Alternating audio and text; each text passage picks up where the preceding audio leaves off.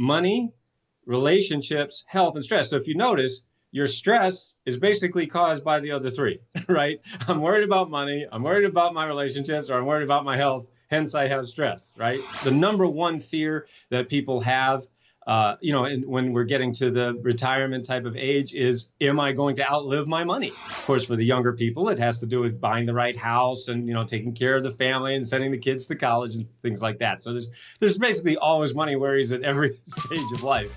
Hello, Sales Nation. I'm Will Barron, host of the Salesman podcast, the world's biggest B2B sales show where we help you not just hit your sales targets, but really thrive in sales. Subscribe if you haven't already. And with that said, let's meet today's guest. Hey everyone, Noah St. John here, founder of SuccessClinic.com. I'm the inventor of Affirmations and author of 14 books that have been translated into 18 languages. In this episode, we're diving into the mindset and beliefs that we have about money and how this can be the bridge from where we are right now financially to where we want to be. And with that said, let's jump right into the show. Hey, do you want to not just hit your sales target, but really thrive in sales? Well, thriving in sales comes down to self-development. And if you're frustrated with terrible sales training that doesn't improve your income, then the Sales School is for you. With a new self-development workshop every single week and thousands of members, the Sales School is the #1 platform for B2B salespeople who really want to thrive in sales. I want to start off, Noah, I want to talk about money. It seems like the most obvious thing to talk about, but are there any other mindset issues which hold back salespeople, business people, which perhaps we should touch on before we get into the obvious choice, which is the money element of it? Well, absolutely, Will. I mean, as I mentioned earlier, and as you know, I've written 14 books that have now been translated into 18 languages on this subject of how to get rid of your head trash. And so that's, why my latest book is called Get Rid of Your Head Trash About Money, because as you mentioned, it really is the #1 thing that is holding so many people back, particularly in sales, business, entrepreneurs, people in the health profession or what have you. But really, there's really 4 areas that I help people with in terms of getting rid of their head trash. And that is money, relationships, health, and stress. Okay, so money, relationships, health, and stress. So if you notice, your stress is basically caused by the other 3, right? I'm worried about money, I'm worried about my relationships, or I'm worried about my health. Hence, I have stress, right? So if you really look at the totality of human existence, that's kind of covers it, right? Because I'm worried about money. I want to take care of my family. I want to go on nice vacations. I'd like to, play more golf or just take some more time off, right? So those are the issues. And, I'd like to have a nice retirement, maybe if you're around that age or thinking about that kind of thing. The #1 fear that people have, and when we're getting to the retirement type of age is, am I going to outlive my money? That's a huge, huge #1 worry for, older folks, older people or people getting to that age. Of course, for the younger people, it has to do with buying the right house and, taking care of the family and sending the kids to college and things like that. So there's basically always money worries at every stage of life. Then, of course, you have the relationship worries, problems with either, your spouse or finding the right person or family members or social life and things like that. Then, of course, our health, right? Huge problem with obesity, certainly here in the United States. That's a huge problem. And, and then all those things put together cause a thing called stress. Another, thing that we see so much of the time, or we're seeing more and more, is this phenomenon that is just called overwhelm, right? Overwhelm. One of the things that I teach, and I've been teaching my clients for many years, is we don't live in the information age. We live in the information overload age. Based on what I've seen over the last 20 plus years of working with people from over 140 countries, we passed the information age about 20 miles back. We're now on overload. There's just simply overload. When I was a kid, this is before your time, but when I was a kid, there were only 4 channels, right? Now there's 10 trillion channels, so it's literally on overwhelm. So there are specific things that we need to do, in my opinion, to take care of that. And just to be very blunt, I work with people all around the world. I have coaching clients. As I mentioned, I've helped people in over 140 countries, according to Google Analytics, but I just never feel overwhelmed. I'm busy like everybody, but I just don't feel that feeling of overwhelm. And there's specific reasons for that, that I'm happy to share if you want. Well, let's touch on overwhelm here from a second. From the perspective of the audience listening to a podcast like this, to learn more stuff. They might be listening to other podcasts, they're reading books, they'll hopefully pick up yours at the end of the show as well. There's all this information hitting them. What holds people back? Is it a lack of information to be able to take action, your sales business specifically? Or is it the fact that we've got too many options and we spread ourselves too thin and we don't focus on perhaps what really works? Well, yeah, you really said it. I mean, so here's how I look at it, Will, and this is what I say to my clients. And when I speak at conferences, I get to speak at entrepreneurial conferences, sales conferences all around the world. And this is one of the things that I share. So every one of us, every human being wants to go from where we are to where we want to be, right? So I call that going from your current perceived reality, which is, I call it your CPR. So you want to go from your current perceived reality to your NDR. That stands for your new desired reality. All right, so here you are in your CPR. This is, I am where I think I am. I am who I think I am. I have the limitations that I think I have, right? That's your CPR. And then over here is your pot of gold, right? So your pot of gold is whatever it is. It's where you have, maybe you've added a zero to your monthly income. Maybe you've got more clients or customers. Maybe you've grown your business. Maybe it's a new car. Maybe it's a new home. Maybe it's, a lifestyle upgrade, we call it, whatever it is. So that's your pot of gold. So between your CPR and your NDR, there's a gap, right? And what I call that from most people that I've coached over the last 2 decades is a belief gap. It's not that you can't do it. It's that most people believe they can't do it. I know that sounds kind of like I'm splitting hairs, but I'm absolutely not. The fact is that most people have so much more power and more capacity than they think they have, but they just don't believe they can do it. So here's what happens.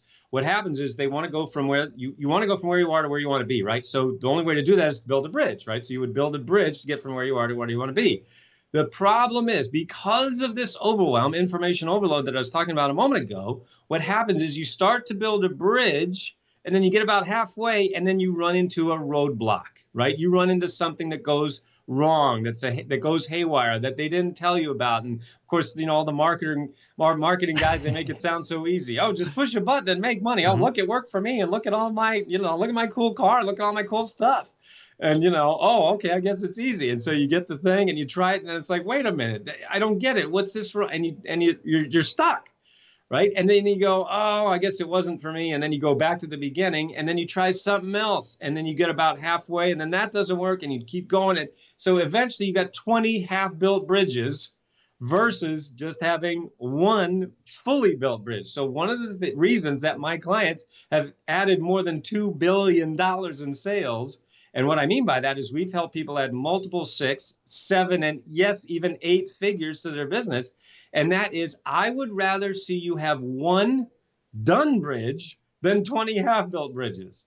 Do you see what I mean? And see, it's so easy to get caught in that shiny object syndrome because it's everywhere. There is just too much information. So one of the phrases that we have at successclinic.com, my company, is, there's no lack of information, but there's a definite lack of transformation. And that lack of transformation happens because of a lack of implementation. Do you see? So it's really those 2 levels. We need to have the implementation so that we can have the transformation. And that way you can transcend mere information. A lot of what you're describing here, I get because I am both a sales professional, I'm a marketer, I'm an entrepreneur. I see the Ty Lopez's of the world with all these cars and all the fit birds he's got around him. And, he doesn't explain that he also owns a modeling agency to have the women around him that he's working with, which then make him look great in all the videos.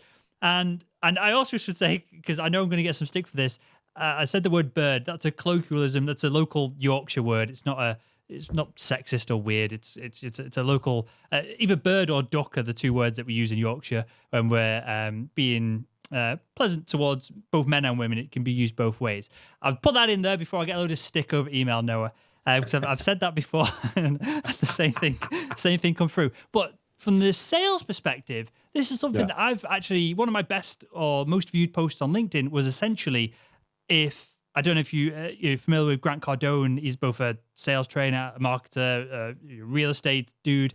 Well, he's got a private jet, just bought a brand new one.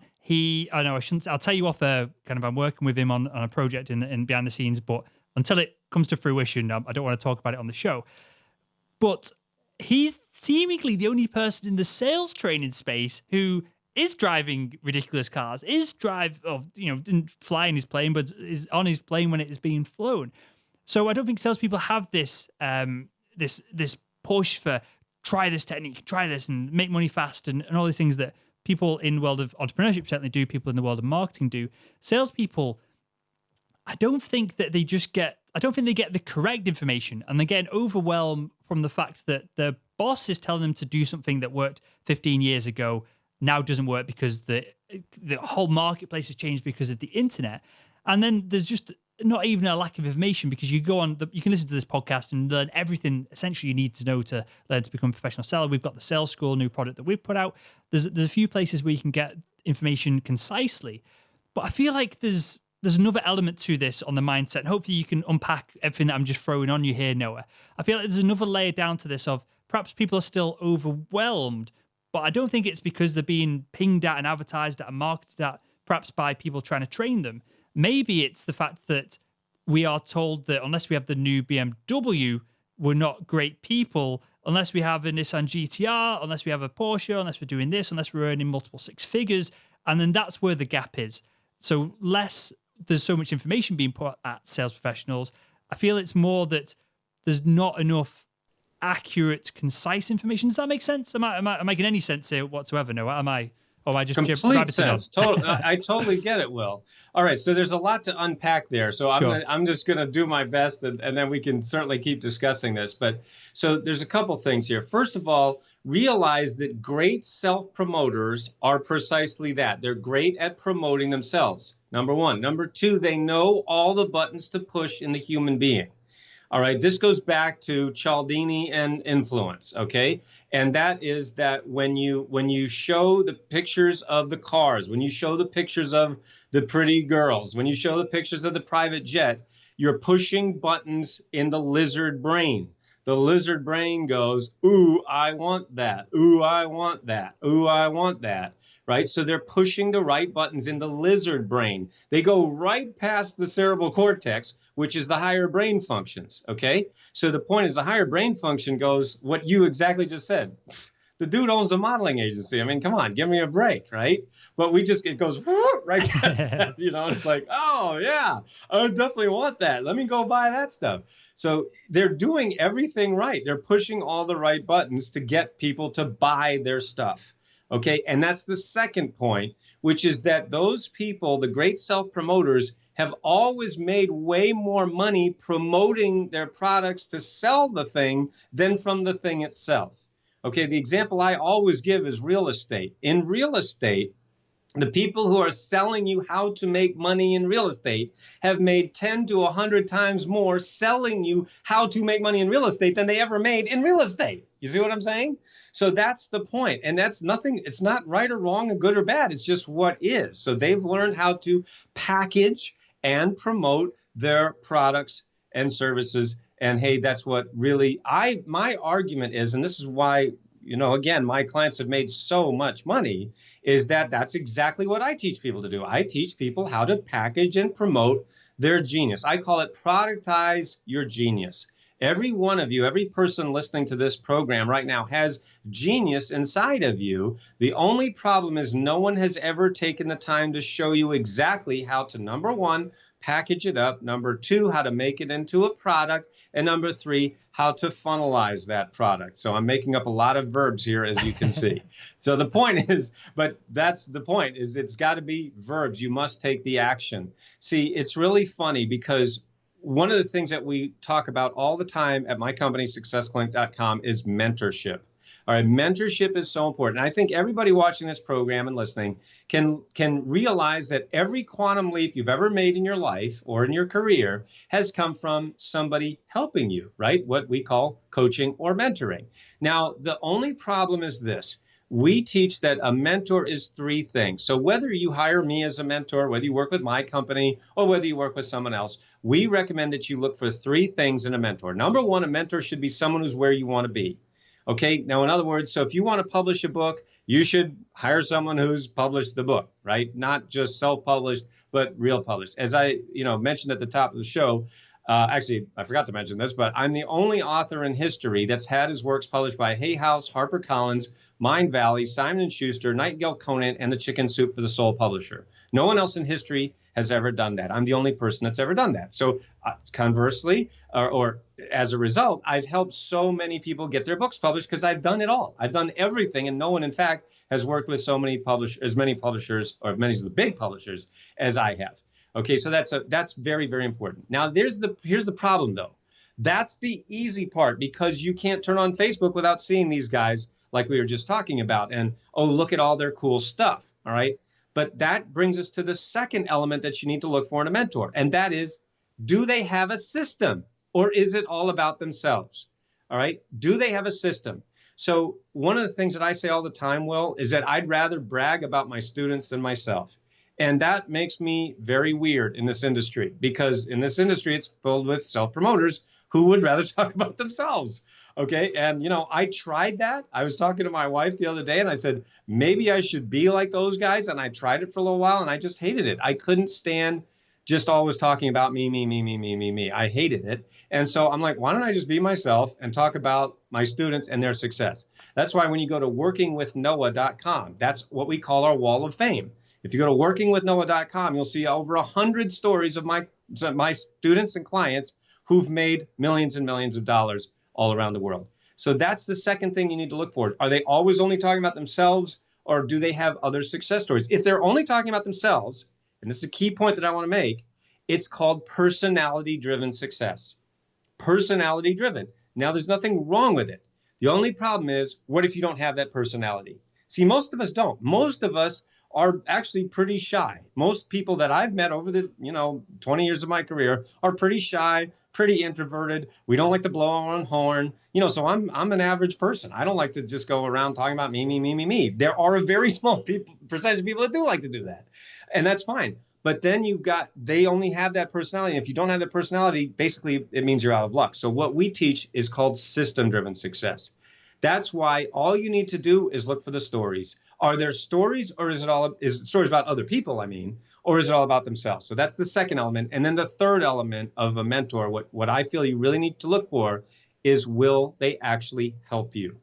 I'm sure we've all had the experience where we've, hired someone, maybe paid them a lot of money, and then, you try to get some help, and then they're off in Bangladesh somewhere. And it's like, hello, what happened?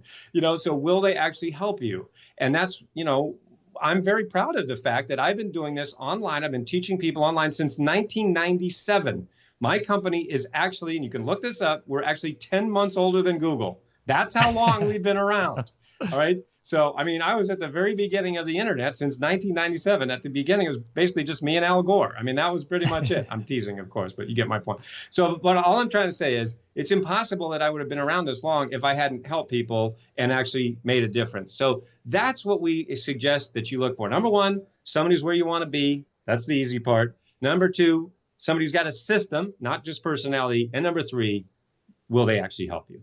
There's a few things here that we'll touch on, then we'll get back to mindset in a second, because you give me a bunch of great ideas for the audience.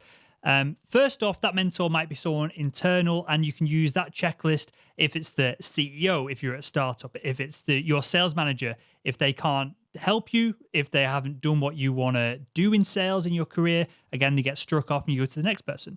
The other thing that struck me here is what you're describing is a modern sales consultant rather than a pesky sales professional. And there's a couple of takeaways from this that I was jotting down. Most people here, especially if you're doing larger enterprise sales where you've got access to C-level executives who would give you some kind of testimonial, the audience could put together some kind of a wall of fame, or helped by, whatever your name is, helpedbywill.com. That could be really useful for the audience. Again, less so if you're doing more transactional sales, but if you're doing the high value B2B sales, medical device sales, if I had just a wall of surgeons on a page that scrolls, a good couple of scrolls down, there's surgeons saying, will help me with this, will help me with this, and that, and help save my ass on this scenario. We drove in on a Sunday to drop off some equipment. It doesn't have to be that you blew their mind, but just faces and short testimonials, obviously video even better. That's a huge win for the audience there. It can be added to over your career, and it just builds your reputation and your credibility in the space. The other thing that I want to come back to, which is perhaps more of a mindset and perhaps a less tactical thing here, is in B2B sales, if we need a system, which you kind of brought up, we need to be taught one. It's super wasteful of our time and energy to try and suss all this out ourselves, and you're probably going to get sacked before you suss it out. So a system in place, obviously crazy important. But a lot of the bigger enterprise deals are 12-month, 24-month kind of deal cycle lengths. That takes a lot of mental resilience to stick with the system, to avoid the fact that I could go and spend all my money on this BMW, this Nissan GTR, this whatever it is, whatever's being marketed to me. No, are there any techniques that, or ways we can focus in on the it doesn't have to be the long term, it doesn't have to be retirement, but focus in on the medium term, the ways that we can trust a system in place to build relationships, to do all the things that we know we've got to do. It's not that complicated. Most people buy from those that they know, like, and trust, that offer a reasonable product at a reasonable price. You don't have to be the cheapest, but if you're the most liked, you're going to win the deal. Is there any ways we can make ourselves more resilient to all the shite that's going on around us so that we can focus in on building relationships, on doing these large deals that obviously pay off in that longer period of time? Yeah, absolutely. And that's a great point, Will. So one of the things that we teach at Success Clinic is what we call the interface between inner game and outer game. Okay. So inner game is everything that happens. So think of two circles that intersect in the middle. All right. So they're not concentric circles. They're just overlapping circles. Okay. So on the one hand, you have what we call the inner game. Now, the inner game is everything that happens between your ears that you can't see directly, but you see the effects of it everywhere. So like when I'm speaking at conferences, when I'm speaking at sales conferences or business conferences or entrepreneurial conferences, one of the things I'll ask my audiences is I'll say, tell me one area of your life where your beliefs don't affect you. And of course, the answer is nothing, right? There's no area where your beliefs don't affect you. Your beliefs affect your finances, right? Your money, like we were just talking about earlier. They certainly affect your relationships. They affect your health. They affect your social life, your family life. There's just literally no place where your beliefs don't affect you, right? And so that's, an example of the inner game, your beliefs. One of, the reasons that I've written 14 books about getting rid of your head trash, all right, about money and about, basically everything, okay? So that's your inner game. Now, the outer game is everything you can see directly. So that's your habits, your lifestyle, your systems, the strategies, all the blocking and tackling that we as business people, business professionals have to do every single day, right? So for example, that would be your website. It would be your sales funnels. It would be all the marketing, all the customer service, all of the customer-facing, market-facing things that you absolutely have to do. So I'll give you a quick example of how this can show up in your life, all right? So I was speaking at a business conference in Los Angeles to about 1,000, business professionals, sales professionals, and it was a very high-end audience.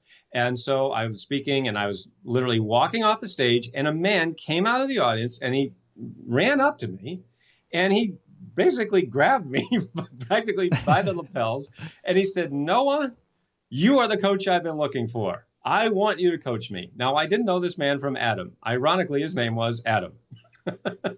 And so I said, "Okay. Well, what's going on? What makes you say that?" He said, "Noah, I'm totally stuck. I'm only making $4 million a year." Now, of course, what did I do? I had to laugh at that, right? When I share the story at my keynote speeches, of course, everybody starts laughing because they're like, stuck at $4 million a year? That doesn't sound bad, right? And so I said, and that's what I said to him. I said, "Gee, a lot of people would like to be stuck with, quote, air quotes, right? It's $4 million a year." He goes, no, you don't understand. I am the CEO of a software company, and we grew to 4 million in sales really, really quickly. And he said it was a really great ride. But then we have been stuck at 4 million in sales for the last 4 years. And he said, we have just plateaued. We've just flatlined. And he said, I have thrown everything I could at this. I have hired every guru. I've hired every marketing guy. And he named all the names, right? And he says, I've thrown tens of thousands of dollars at this, and I just can't get unstuck. And he said, as soon as I heard you speak, as soon as I heard you talk about head trash and inner game and outer game and get your foot off the brake and permission to succeed and everything you just said, he goes, I knew you were the coach I've been looking for. So long story short, I ended up coaching the CEO. I ended up coaching for about a year to 18 months. Well, in the next year, his company, after being stuck at 4 million in revenues for the previous 4 years, went to over $16 million in sales. That's over a 400% increase in 1 year. Okay. Now, is it because I have a magic wand and magic fairy dust? No, that would be nice. But it's what I showed him how to do was exactly what I'm sharing with you right now, to how to master the connection or the interface between his inner game and his outer game. And for him, it was really more inner game, believe it or not. We didn't talk much about sales funnels and marketing stuff, even though, of course, all of that's crucial and very important. You have to do it. But for him, it was 80% inner game. And you know what? Most of that $2 billion that I've helped people make is inner game. And that's totally counterintuitive. And people say, oh, no, we need more funnels. We need more that. Of course, yes, you need all that. I just said that. But the point is that if you have head trash, if you're holding yourself back from the success you're capable of, which 99.9% of us are, then guess what? You can try to shove all the marketing stuff you want in there, and it's really not going to make any difference. So that's why when you're talking about these kind of things, Will, with these long sales cycles and, the business growth that we all desire and all want, you really, really have to look at, is it an inner game problem or is it an outer game problem? And usually it's a little of both. Well, Noah, if I had a business worth 4 million, I'd sell it for 8. I'd be wearing the shirt that you're wearing right now, and I'd be off to the Bahamas. That's literally what I'd be doing. And that kind of takes me on to the next thing that I wanted to talk about here. And you kind of alluded to it there, perhaps. Maybe I'll use different terminology, but maybe it's the same process that we need to go through. And I think this would be really useful for the audience. And there's quite a lot of research on this, actual scientific research, that people have, people call it different things, but essentially a set point financially. So people will be happy earning 6 figures. People will be happy earning $1 million. Some people will be happy earning £35,000 a year or dollars, whatever it is. As soon as we go above that, we waste all the money. We make stupid decisions. As soon as we're below that, we start hustling like mad people to get back to the set point that we're at. So tell me if I'm totally wrong and off here, but it may be that individual had a set point at a certain point. You needed to open his eyes and open his ears and shift that set point further forward, perhaps from a business perspective rather than just his financial income.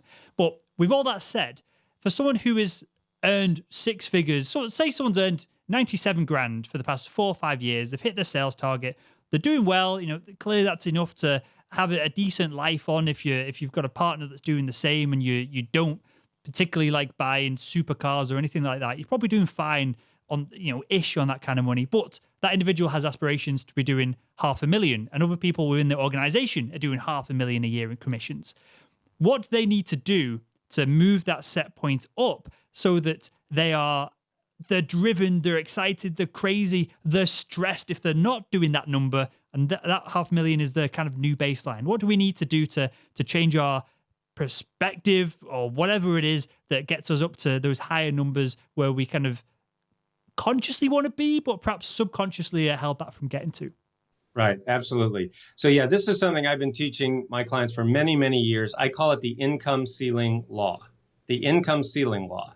And the income ceiling law states that once you hit your income ceiling, which is all inner game, then you will, exactly like you hit your head on the ceiling, you're going to stop and then you're going to go down. And if you happen to peek your head above the ceiling, you're going to sabotage or, spend that money, make sure it goes away so that you're down below that ceiling where you feel comfortable. Okay. So one of the things that I help people with is this technology that I invented called Affirmations. All right. So everybody knows what an affirmation is. An affirmation, of course, if you've ever read a self-help book, is a statement of something you want to be true. So a classic, this is one of the things that I love to do at my keynote speeches or at my live events. I have everybody stand up and I say, okay, everybody, we're gonna do the old-fashioned way. We're gonna do it the way that they've taught us for decades, and we're gonna say an affirmation. Ready? Everybody say, I am rich. And everybody goes, I am rich. You know what happens next? Everybody starts laughing. They just start laughing. And I go, well, what are you laughing at? And they say, well, I'm not rich. And I say, well, but you just said you were. And they go, yeah, but I don't believe it. See, that's the problem. So this is the problem with the traditional affirmations method, the method that everybody's been taught and that all the gurus have been teaching us for decades, which is that there's nothing wrong with the statement. The problem is we don't believe the statement. So I had been doing this for many, many years. I've been reading all the same books that everybody else did, and I was writing them exactly following the instructions, exactly like they said. I've had them, post all over my walls and everything like that, and I got nothing. Right? I said I'm happy, I'm successful, I'm whatever, and I'm like, no, I'm miserable, I'm frustrated, and I'm broke. So it's like, it was so frustrating. And so one morning in April 1997, I was in the shower thinking about this. In my books, I call it the shower that changed everything, right? Because we all have those aha moments in the shower, right? Well, this particular shower was the shower that changed everything. And I was thinking about, why have we been saying these statements, doing everything that I've been doing everything they told us to do, and it's not getting anything that I want. And I said, well, what are we talking about? We're talking about beliefs. What is a belief? A belief is a thought. So what is thought? And I realized that human thought is the process of asking and searching for answers to questions. For example, if I were to ask you, why is the sky blue? Your brain immediately starts to search for the answer. I don't know. Why is the sky blue? The sky blue. It's like a computer, right? Or a Google search, right? Your brain's like a computer. It's searching its files. The sky is blue because, I don't know, but it's searching, right? And so I said, well, wait a second. If the human mind is automatically searching for answers to questions, why are we going around making statements we don't believe? Why don't we just cut out the middleman? And I said, well, I don't know. What would that look like? Well, let's see. You got the statement or affirmation, I am rich, to which your brain replies, yeah, right. Right? So in my books, I actually call it the yeah, right response, because that's what your brain says. Yeah, right. So I said, well, if that's the statement, then what would the question be? And then I thought, why am I so rich? Why am I so rich? Now, when you ask yourself that question, what immediately starts to happen in your brain? You start to search for the answer, right?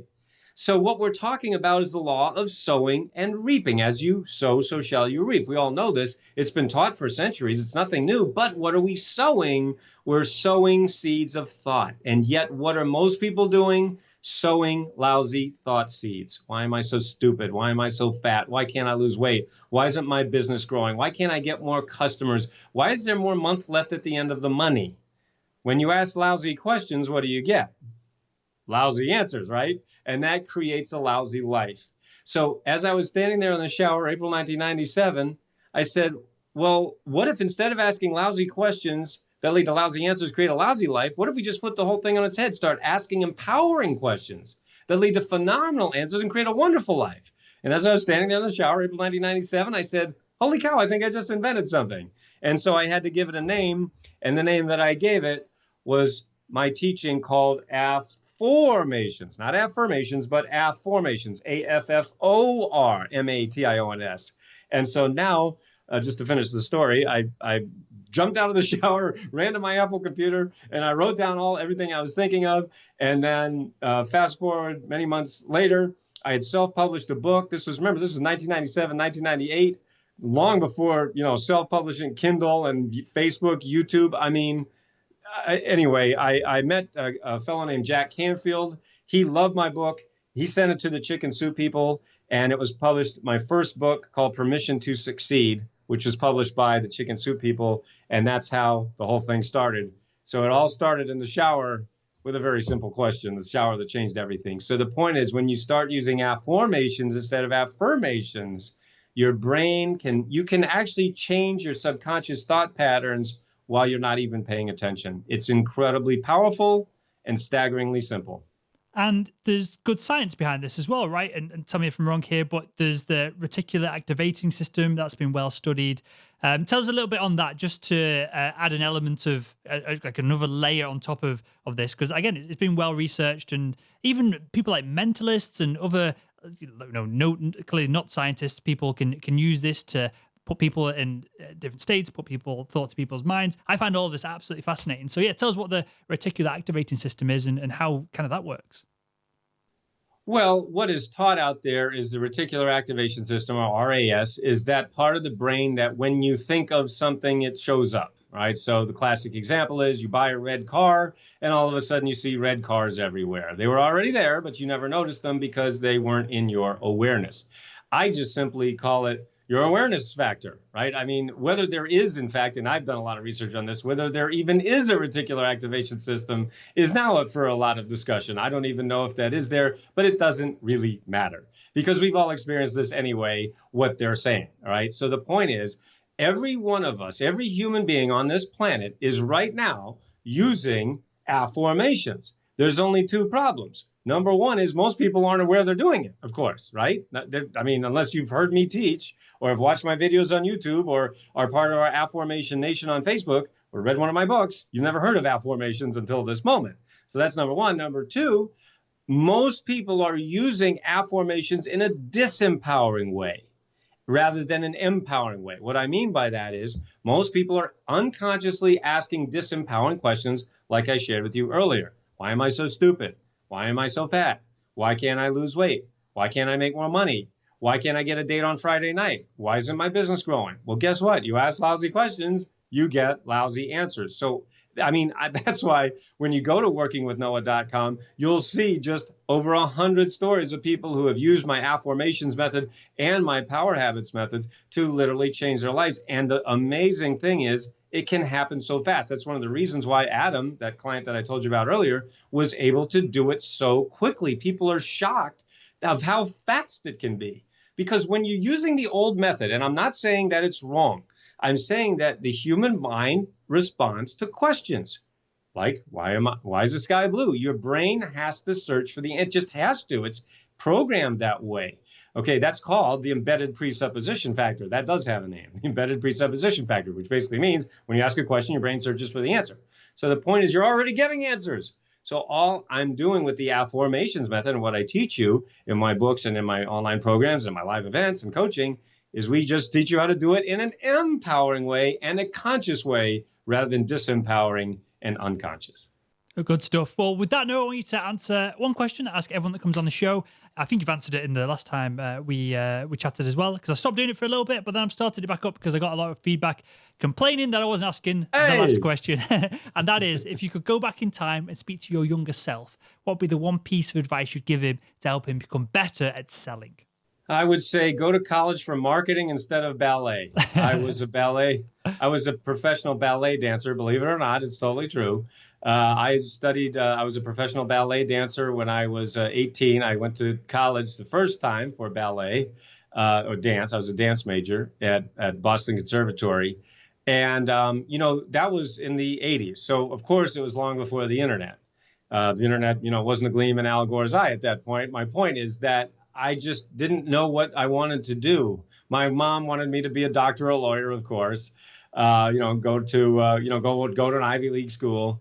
And, honestly, I wish that I would have studied marketing because it took me so long, even as I started my business. When I started successclinic.com in my college dorm room with $800 and a book on how to do HTML, I had no idea how to market, how to sell, how to promote myself, how to package up anything. And it's been a very, very long process. I've spent over $542,000 paying all these dudes, who most of them can't teach their way out of a paper bag.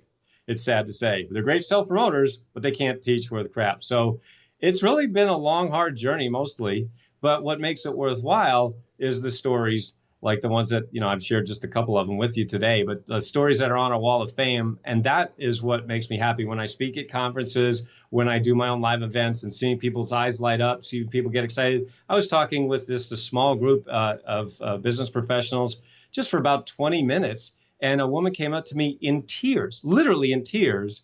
And she said, Noah, that was the most powerful 20 minutes of my life. And I mean, wow, just things like that make it, gives me goosebumps and makes me very happy. So going back, that's what I wish I would have done so I could have helped a lot more people along the way.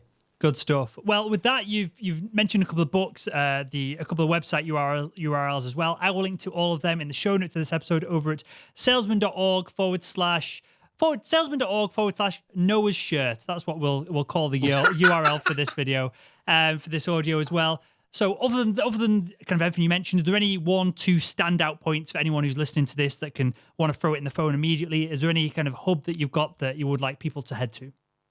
Yeah, there's two. First is sendmeabooknoah.com. Sendmeabooknoah.com. And that's my new book called Get Rid of Your Head Trash About Money. And we will send you the book for free. We just ask you to cover the shipping. So the book is free, and we just have a small shipping charge. There's also several upgrades that you can get there at sendmeabooknoah.com. Those are optional. And then the second one is if you'd like to book me to speak for your event, your conference, your event, just go to booknoah.com. Very easy to remember, booknoah.com, and you can book me, for meeting planners. You can see what other meeting planners say about me, see some of my top and most popular talks and presentations at booknoah.com. So anyway, we just love to serve and be excited. We'd be just honored to be able to share this with the folks out there. Perfect. Well, with that note, I want to thank you for your time, your expertise, for joining us on the show. And I look forward to having you back on in the future, mate. Thanks a lot. Love it.